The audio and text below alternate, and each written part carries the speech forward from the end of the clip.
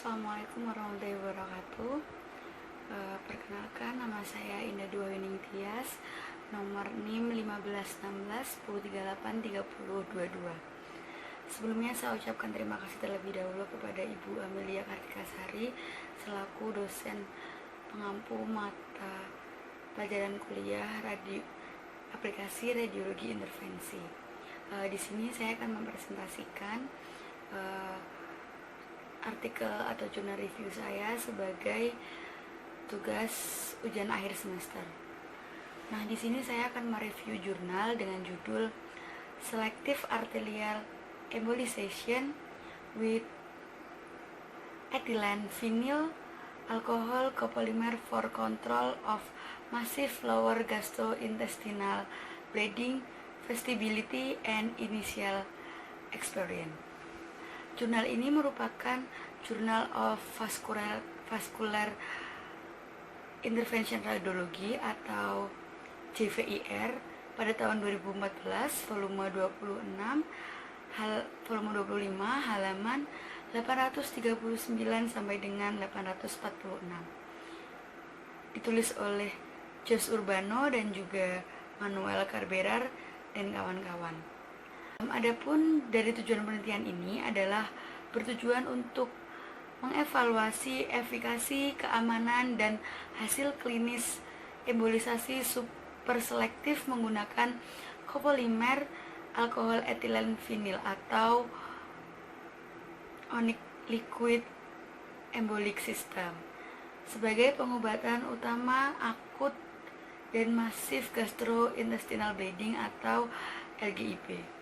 Metode penelitian yang digunakan pada penelitian ini adalah metode penelitian retrospektif yang sudah melalui komite etik. Keputusan pengobatan embolisasi menggunakan bahan embolan yaitu onik ini telah disepakati dan diputuskan oleh dokter spesialis bedah dan juga dokter spesialis gastroenterologi. Nah, bahan embolan onik ini dipilih dan digunakan oleh seluruh sampel, dan sampel yang digunakan pada penelitian ini berjumlah 31 orang atau 31 pasien. Sebelum kita mengenalkan teknik embolisasi ataupun metode embolisasi, terlebih dahulu kita membahas tentang bahan embolan yang kita gunakan, yaitu bahan emboli onik. Bahan emboli onik ini sendiri memiliki keuntungan, kelebihan, dan kekurangan. Yang pertama adalah keunggulan dari bahan embolan onik ini. Yang pertama adalah dia ini injeksi atau pengirimannya terkontrol. Maksudnya dalam artian adalah bahan embolan ini memiliki waktu sendiri untuk mencapai targetnya, dan dia ada step by stepnya, waktu per waktunya. Dan yang kedua adalah dia bersifat non-adesif, memiliki radio opasitas tinggi, dan juga memiliki efek homostatis yang tinggi. Dan selain kelebihan, obat embolan onik ini memiliki kekurangan. Salah satunya adalah obat embolan onik ini memiliki waktu pengadukan kira-kira kurang lebih 20 menit. Waktu pengadukan ini yang dimaksud adalah sebelum obat diinjeksikan kepada pasien, obat ini perlu diaduk terlebih dahulu oleh perawat selama 20 menit. Jadi disarankan untuk penggunaan obat onik ini sebelum pasien dimasukkan ke dalam ruangan intervensi, maka perawat melakukan pengadukan obat onik ini terlebih dahulu, sehingga ketika pasien sudah berada di dalam ruangan intervensi, maka obat ini sudah siap untuk digunakan atau untuk diinjeksikan ke tubuh pasien. Dan yang kedua adalah pemosisian ulang mikrokateter diperlukan saat onik digunakan untuk embolisasi. Kateter mikro tidak akan lagi bisa digunakan dan perlu diganti yang baru. Dan yang ketiga adalah onik dapat membuat strike artefak jika kedepannya dilakukan pemeriksaan CT scan. Maksud dari poin ketiga ini adalah ketika setelah kita melakukan embolisasi menggunakan bahan onik, tentunya kita memerlukan follow up pemeriksaan selanjutnya, yaitu untuk mengevaluasi efek dari pengobatan embolisasi onik ini untuk melihat adanya kebocoran lagi atau adanya bleeding lagi di area tersebut, maka kita perlu melakukan pemeriksaan follow up, yaitu pemeriksaan CT scan. Nah, ketika kita menggunakan konsentrasi bahan obat embolan onik ini terlalu tinggi, maka akan menimbulkan strike artefak pada hasil pemeriksaan CT scan untuk kedepannya. Namun pada penelitian yang saya bahas ini, yang saya review ini, penelitian ini tidak memberikan dosis bahan embolan atau onik terlalu tinggi. Pada penelitian ini, dosis embolan yang digunakan adalah maksimal tidak lebih dari 1 mili. Selanjutnya adalah persiapan sebelum tindakan embolisasi menggunakan onik. Nah, sebelum melakukan tindakan embolisasi, di sini diperlukan pemeriksaan CT angiografi 3 fase. Pemeriksaan CT angiografi ini diperlukan untuk melihat lokasi perdarahan atau bleeding dan untuk menyelidiki adanya pendarahan aktif atau tidak. Nah, pendarahan aktif sendiri ini didefinisikan sebagai adanya ekstravasasi aktif dari kontras yang ditandai dengan adanya hiperatenuasi di intraluminal vokal yang terlihat di fase arteri dan fase vena hasil CT scan-nya. Sedangkan persiapan yang kedua adalah menggunakan bahan embolan onyx dengan konsentrasi 6%, dan yang ketiga adalah melakukan pengadukan bahan embolan onyx kurang lebih 20 menit sebelum diinjeksikan ke tubuh pasien. Embolisasi.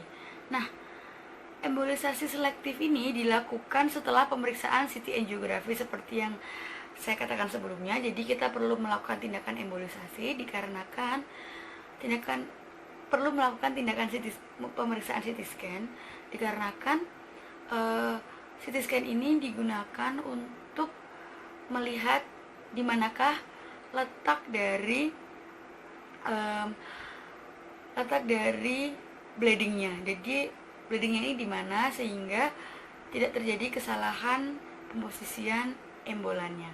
Dan yang kedua adalah teknik ini menggunakan kateter berukuran 4 frank, wire sepanjang 180 cm, dan setelah ditemukannya lokasi dari perdarahan, dimetil sulfoksida atau DMSO ini dimasukkan ke arteri melalui mikrokateter. Nah, mikrokateter yang digunakan ini ada 3 ukuran. Yang pertama adalah 0,018 inch, yang kedua adalah 0,014 inch, nah yang ketiga adalah 0,010 inch. Nah, melalui kateter 4 frank di sepanjang arteri marginal untuk mencapai lokasi perdarahan. Ketika lokasi perdarahannya sudah tercapai, maka bahan embolan onik ini dapat disuntikkan ke tubuh pasien melalui mikrokateter dengan panduan fluoroskopi. Nah, dosis yang diberikan kepada pasien ini pada penelitian ini tidak lebih dari 1 mili. Jadi dosis maksimal yang digunakan pada pasien pada pemeriksaan di jurnal ini adalah 1 mili. Dan poin terakhir adalah setelah mikrokateter ditarik atau pemberian bahan embolan ini selesai, maka angiografi kontrol dilakukan melalui kateter 4 frank. Nah, pada teknik embolisasi ini terdapat catatan khusus, yaitu adalah waktu injeksi oksi ini harus tepat, tidak boleh lebih dan tidak boleh terlalu cepat, karena ketika kita melakukan pemberian waktu embolan ini terlalu cepat dapat menyebabkan reflux retrograde. Nah, reflux retrograde ini terjadi reflux dari vasa rekta menuju arteri marginal, dan reflux ini dapat mengakibatkan oklusi. Kasus seperti ini oleh penulis dikatakan bahwa ini dikatakan sebagai kegagalan teknik, meskipun pada penelitian ini kegagalan teknik ini tidak terjadi. Jadi dapat dikatakan waktu yang diberikan untuk menginjeksikan bahan embolan di penelitian ini tepat.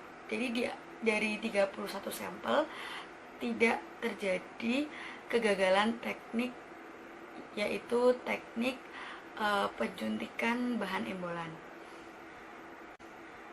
Selanjutnya adalah di hasil penelitian. Nah, dari hasil penelitian ini dibagi menjadi dua. Yang pertama adalah keberhasilan teknik dan yang kedua adalah keberhasilan klinis.